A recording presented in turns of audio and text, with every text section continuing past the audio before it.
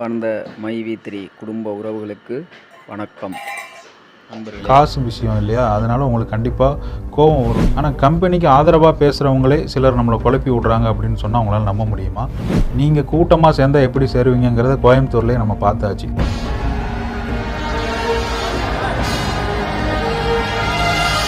நான் யாரையுமே வீடியோ பார்க்க சொல்லி கட்டாயப்படுத்தவே இல்லை. உங்களுக்கு நான் போடுற வீடியோ பிரோஜனமாக இல்லைன்னா கண்டிப்பாக ஸ்கிப். மைவி3யோட எம்டி அவர்கள் இப்போ உள்ளே இருக்காரு. அவர் சில விளக்கங்கள் கொடுக்கறதுக்காக உள்ளே போயிருக்காரு. கண்டிப்பாக அவர் வெளியில் வந்ததுக்கப்புறம் தான் பேமெண்ட்டோட அப்டேட் பற்றி அவர் சொல்லுவார். அது வரைக்கும் நம்ம பொறுமையாக இருக்கணும். இது எல்லாருக்குமே தெரிஞ்ச விஷயந்தான். இதுக்கு இடையில் நம்மளோட மனநிலைமையை புரிஞ்சுக்கிட்ட சில பேர், நம்மளை பிடிக்காத சில பேர் என்ன பண்ணுறாங்க அப்படின்னா நம்மக்கிட்டே கேம் விளையாட பார்க்குறாங்க. இந்த கமெண்ட்டை பாருங்கள். மைவி3 முடக்க நினைத்தால் மக்கள் யார் என்பதை பார்க்க நேரிடும். இதே மாதிரி வேறு ஐடியிலேருந்து கமெண்ட்கள் போடுறாங்க. நிறைய பேரோட வீடியோவுக்கு கீழே இந்த மாதிரியான கமெண்ட்டை போடுறாங்க.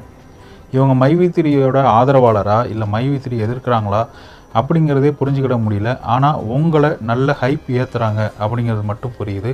நண்பர்கள், நீங்கள் என்ன செய்யணும் அப்படின்னா முடிஞ்ச அளவு பொறுமையாக இருங்க. ஏன் அப்படின்னா இந்த மாதிரி சூழ்நிலையில் உங்களுக்கு நிறைய கோபங்கள் வரும். எதுக்காக அப்படின்னா காசு விஷயம் இல்லையா, அதனால் உங்களுக்கு கண்டிப்பாக கோபம் வரும். நீங்கள் கோபத்தில் யார் மேலேயாவது ஒரு கேஸ் கொடுக்க போயோ இல்லை யாருக்காவது ஆதரவோ எதிர்ப்போ தெரிவிக்க போனீங்க அப்படின்னா அது ஒரு பெரிய பிரச்சனையாக கிளம்புச்சு அப்படின்னா இந்த கேஸ் ஆனது கண்டிப்பாக தொடர்ந்துக்கிட்டே தான் இருக்கும். இதுக்கு ஒரு முடிவு வராது. இதுக்கு முடிவு வரலை அப்படின்னாலே உங்களுக்கான பேமெண்ட் நாட்கள் தள்ளி போய்கிட்டே தான் இருக்கும். ஸோ நாம் எந்த அளவுக்கு அமைதியாக இருக்கமோ அந்த அளவுக்கு தான் நமக்கு சீக்கிரமாக காசு கிடைக்கும். நாம் அமைதியை குலைக்கிற மாதிரி ஏதாவது விஷயம் நடந்தது அப்படின்னா கண்டிப்பாக அதுக்கு செவி கொடுக்காதீங்க, அதை அவாய்ட் பண்ணிடுங்க.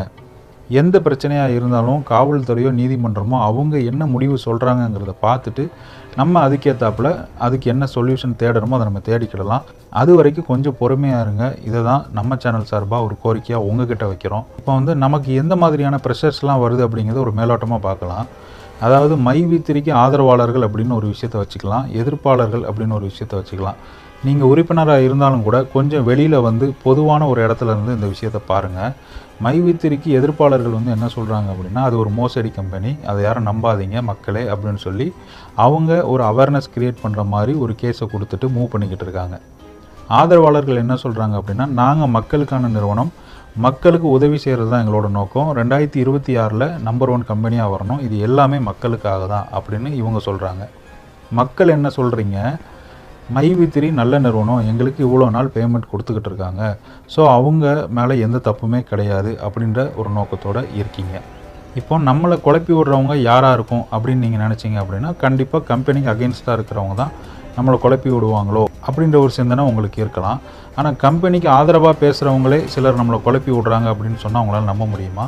சமீபமாக மைவி3யோட கேஸ் டீட்டெயில்ஸ் பற்றி எக்ஸ்பிளைன் பண்ணி ஒரு நண்பர் வீடியோ போட்டுட்ருக்காரு. அதை நீங்கள் எல்லாருமே ஃபாலோ பண்ணுறீங்க, பார்க்குறீங்கன்னு எனக்கு தெரியும். அந்த வீடியோவில் அவர் உங்களுக்கு ஃபேவராக நிறைய விஷயங்களை ஷேர் பண்ணுறாரு. அதே நேரத்தில் அவர் இன்னொரு 2 விஷயத்த சொல்கிறாரு.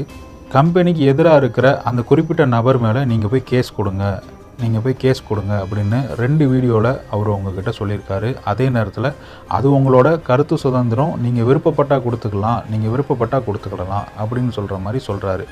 இந்த விஷயத்தை நம்ம ஒரு ஹைலைட்டாக எடுத்து பார்த்தோம் அப்படின்னா இவங்களும் உங்களை கேஸ் கொடுக்க சொல்கிறாங்க.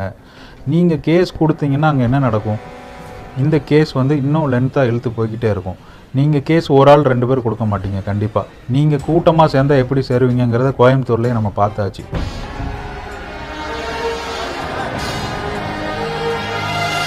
ஒருத்தர் மேலே கேஸ் கொடுக்கறதுக்கு நீங்கள் கிளம்புனீங்கன்னா உங்களுக்கு பின்னாடி நிறைய பேர் வருவாங்க. ஸோ இந்த பிரச்சனை பெரிய பிரச்சனை ஆகும்போது இந்த பேமெண்ட் உங்களுக்கு சேர்றதுக்கு இன்னும் காலதாமதம் ஆகும். அதனால் புரிஞ்சுக்கோங்க. இந்த சூழ்நிலையில் நம்ம யாரையுமே நம்பக்கூடாது. நம்ம வேலையை பார்த்துட்டு நம்ம கடமையை செம்மையாக செஞ்சுட்டு போய்கிட்டே இருக்கணும். நம்ம காசு கண்டிப்பாக நமக்கு சேரும். யார் எந்த இடத்துலேருந்து எப்படி உங்களை குழப்பினாலும் உங்களோட நோக்கத்தில் தெளிவாக இருங்க.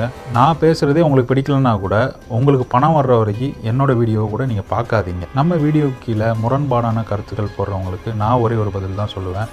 நான் யாரையுமே வீடியோ பார்க்க சொல்லி கட்டாயப்படுத்தவே இல்லை. நான் போடுற வீடியோ நிறைய பேருக்கு பிரோஜனமாக தான் இருக்குது. அவங்களோட கருத்துக்களையும் அவங்க தெரிவிக்கிறாங்க. உங்களுக்கு நான் போடுற வீடியோ பிரோஜனமாக இல்லைன்னா கண்டிப்பாக ஸ்கிப் பண்ணிடுங்க. தேங்க்யூ.